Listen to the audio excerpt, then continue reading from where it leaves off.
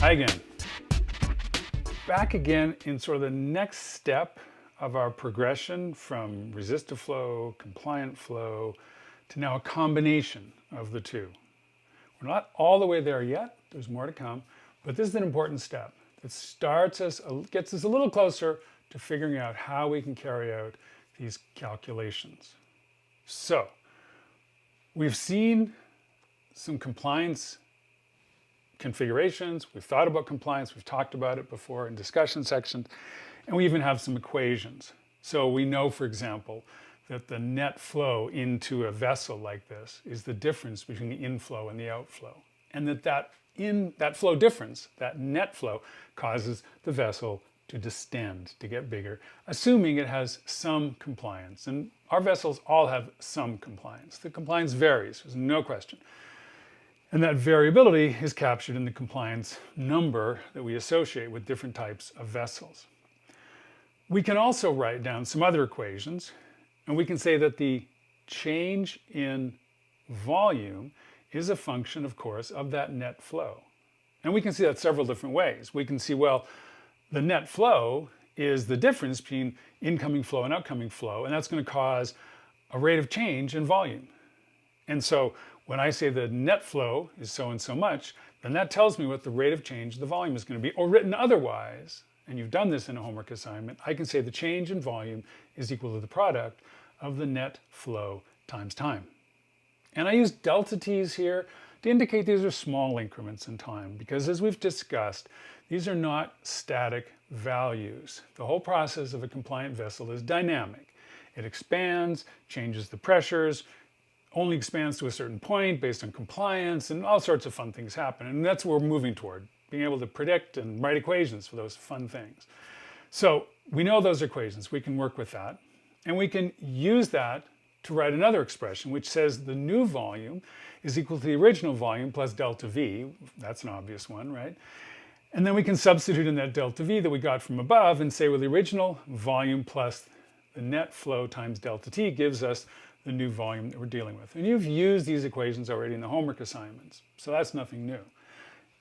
Now we're going to bring it all together. Because we have resistive flow, we have Poiseuille's law, we have the notion of resistance, or here described as 1 over r, being a factor of radius, viscosity, length of the vessel, a couple other factors.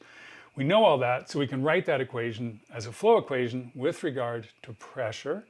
Pressure is going to be a key link in these equations, because we can also write the resistance now as the change in pressure over flow. That's the simple equation you've seen before. We draw that type of flow or that type of behavior as a resistor in our schematic diagrams. And we can even see, if we know this much electricity already, that this equation, this flow as pressure over resistance is really similar to electric current as a function of voltage over resistance. And that, of course, we know as Ohm's law. So this is a similar pattern we've seen again and again. We have an enabler and a driver, right? Same story as you've seen right from the start of this course. Now we look at compliance, just to summarize again. So we have a compliance value as the ratio of the change in volume to the change in pressure. You've seen that before. We've looked at curves of delta V and delta P and figured out compliance. We ascribe or attribute to that the schematic symbol of a capacitor. And that similarity hopefully will become clear, if it's not clear already, in the sense that while a capacitor in an electrical sense can accumulate charge, a compliant vessel can accumulate volume. And while a capacitor in accumulating that charge builds up voltage across it, the compliant vessel builds up pressure. So there are lots of parallels between these two, and we'll build on these analogies again and again throughout the semester. Already we use it to write schematic diagrams for these vascular situations that we care about. So now we have to think, okay, how do we start thinking about this in a schematic sense? You've seen an example of it already, but I want to dive a little bit deeper and make sure you understand where it's coming from. Because you could say I have this flow through a rigid vessel, that's resistive flow, and then I have this compliance piece, but in reality they're combined. If I have a vessel, it has a radius, and that means it has resistance to flow. It may have some complicated shape, but if I break it into little segments, each one of those segments will have a resistance, and I can figure out what the resistance of that segment is, and they're all in series, so I can add up those resistances. I can do all sorts of things and treat the resistive aspects of an actual real vessel. Similarly, I have compliance in that vessel. Perfect compliance has no resistance. So we're treating these as sort of different elements, but of course in reality they're always together. We never get resistive flow without a little bit of compliance in the body, as it turns out, because all our vessels are a little bit elastic. And we similarly never get flow where we have zero resistance and only compliance to deal with. We have them both to deal with. So how do we do this? How do we include this information, all the information we need, into the schematic representation that we're heading toward today? So we have the resistive part, and then we have the compliance part. So would you draw this compliant aspect as a resistor like that? Well, obviously not. Would you draw it as a capacitor in line with the flow as I've oriented it here? Well, that seems a little weird because there's again a similarity in that a capacitor doesn't actually let current flow through it. A capacitor is an insulator, and we'll discuss this later too. Similarly, a vessel, if it's not leaky, doesn't let blood flow out of it. So when you look at the capacitive aspects of the vessel, it means the vessel gets bigger. And that getting bigger doesn't mean that blood starts to leak out of it. It just means it gets bigger and absorbs that blood without any blood loss and without any blood motion in any direction except to expand the vessel. That's what pure compliance does for us. So having the compliance in line with the flow doesn't make sense. So instead, we think of it as compliance in this vertical direction. And again, we've seen an example of this. We hopefully can picture it. But we have to have resistance too. And that leads us to this final diagram, which is the one we'll see again and again. This is the notion of resistance along the direction of flow and compliance transverse to the direction of flow.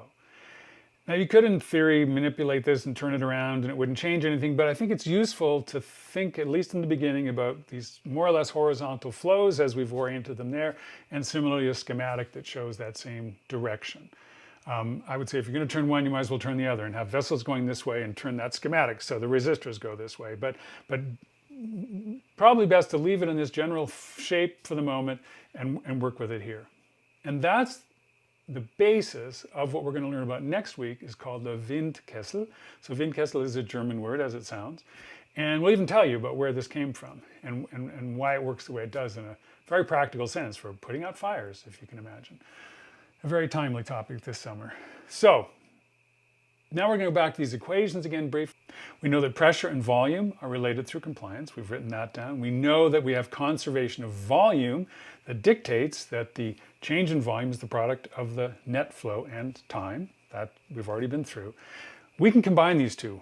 We can write these two equations because you can take the delta P equals delta V over C, replace the delta V with that expression that we just wrote down, and suddenly we have an equation that we might be able to do something with. We can write it a little bit differently. We can take the delta P, move it over to the other side, and all of a sudden now we're left with a differential form of an equation, or a difference form of an equation, more accurately, in which we say the rate of change of pressure with time now, not the rate of change of pressure with volume, the rate of change of pressure with time is equal to a product of 1 over the compliance and the net flow.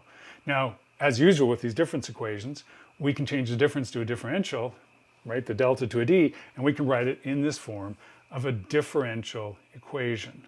And that's the equation that we're going to solve next week for specific configurations. So, in summary, we have these flow elements, we have these capacitive elements, and together, and we can represent them as a resistor or capacitor, and together they can form a picture that looks like the one you just saw, or maybe even this even more simplified picture, which has only one resistor.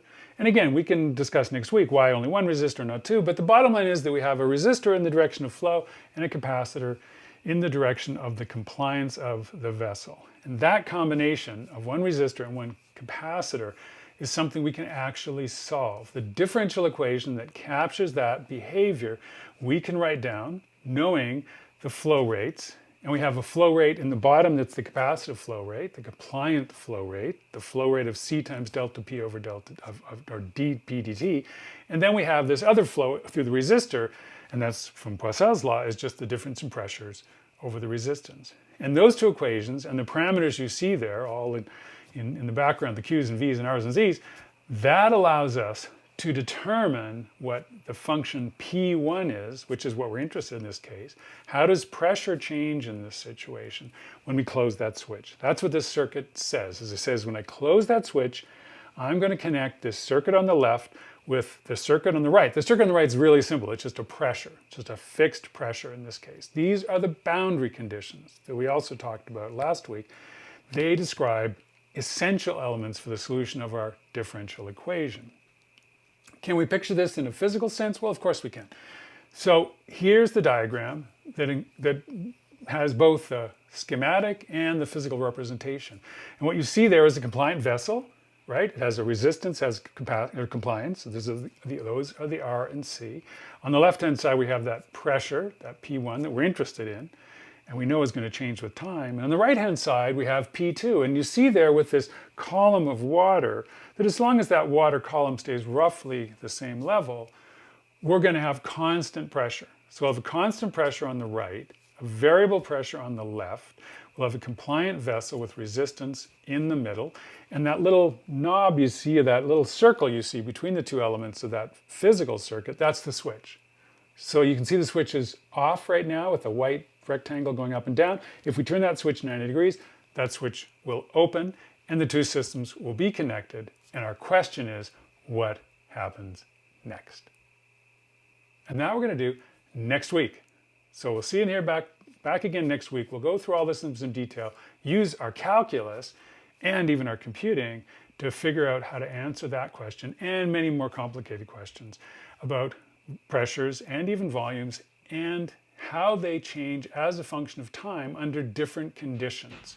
Different values of R and C, different boundary conditions of pressure on either side of each one of these segments.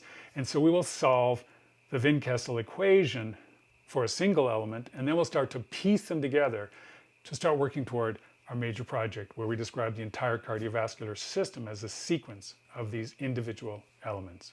So hopefully you can see how it all fits together, and I look forward to talking to you next week in more detail about it. See you soon.